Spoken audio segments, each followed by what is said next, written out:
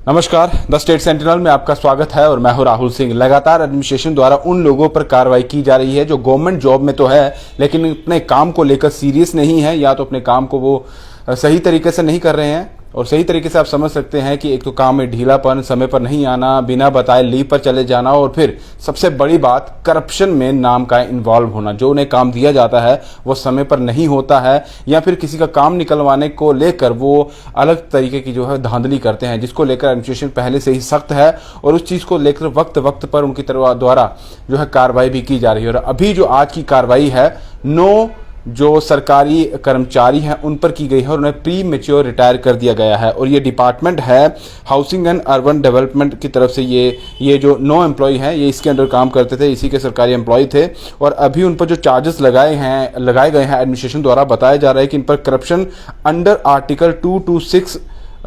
Of the Jammu and Kashmir civil services regulation. और department की committee रहती है जो इस चीज़ों को देखती है। उस कमेटी के अंदर ये कंफर्म किया गया है और ये आज बताया गया है कि इन 9 लोगों पर, क्योंकि डिपार्टमेंट के जितने भी लोग रहते हैं, लगातार एडमिनिस्ट्रेशन द्वारा एक कमेटी बनाई जा रही है उस डिपार्टमेंट को लेकर कि जहां पर भी आपको लगता है कि कोई भी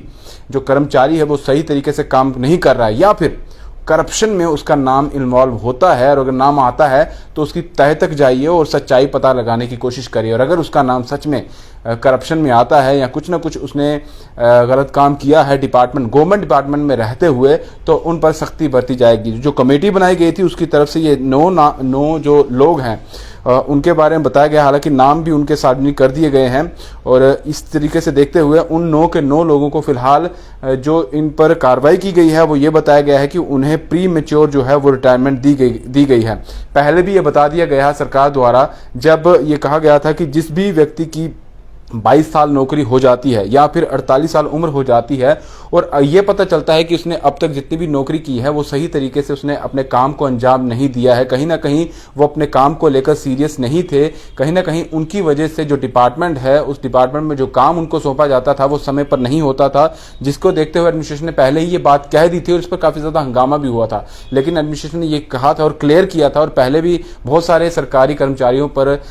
भी गाज गिरी है, जिसको देखते हुए उन्होंने कहा था कि 22 साल तक जिनकी नौकरी हो गई उनको देखा जाएगा कि उनका काम पूरा तरीके से उन्होंने 22 सालों में किस तरीके से काम किया है, या फिर जिनकी 48 साल उम्र हो जाती है। वैसे तो आप समझते हैं कि ये सब आप जानते हैं कि 60 साल की उम्र होती है जब आप रिटायर होने वाले होते हैं। जब आपकी 60 साल उम्र हो जाएगी तो आप रिटायर कर दिए जाएंगे। लेकिन ये पहले ही कह दिया गया था कि 22 साल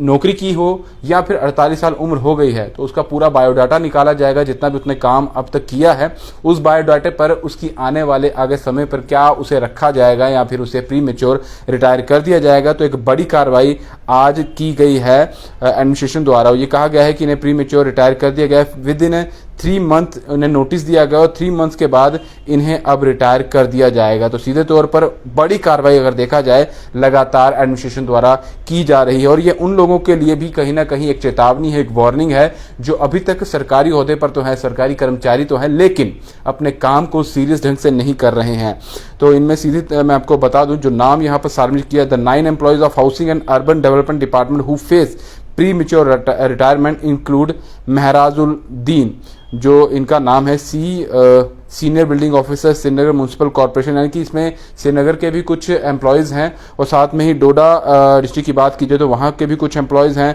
कुछ शोपियाँ के बताए जा रहे हैं। यानी कि अलग अलग डिपार्टमेंट के और अलग अलग एरिया डिपार्टमेंट तो हाउसिंग एंड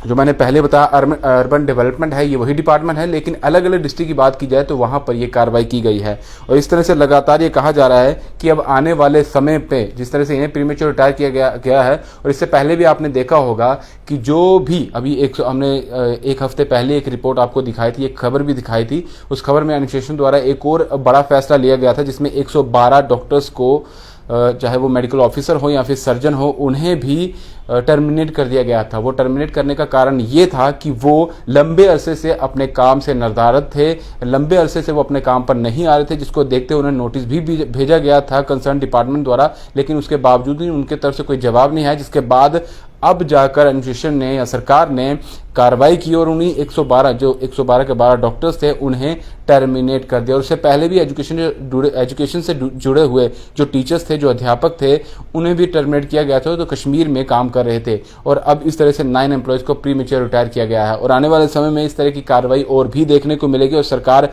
जिस तरह से देख रही है कि हमें स्मार्ट जम्मू बनाना है, जम्मू कश्मीर को आगे लेकर जाना है, और एडमिनिस्ट्रेशन द्वारा ये लगातार कहा जा रहा है कि हमें करप्शन फ्री जम्मू कश्मीर को बनाना है, इस यूटी को और निखारना है। और इसी निखारने के पन में ही ये चीजें सामने आई, जिसको देखते हुए अभी जो एम्प्लॉय जो हैं करप्शन चार्जेस में जिन्हें रिटायर कर दिया गया है। फिलहाल दीजिए इजाजत।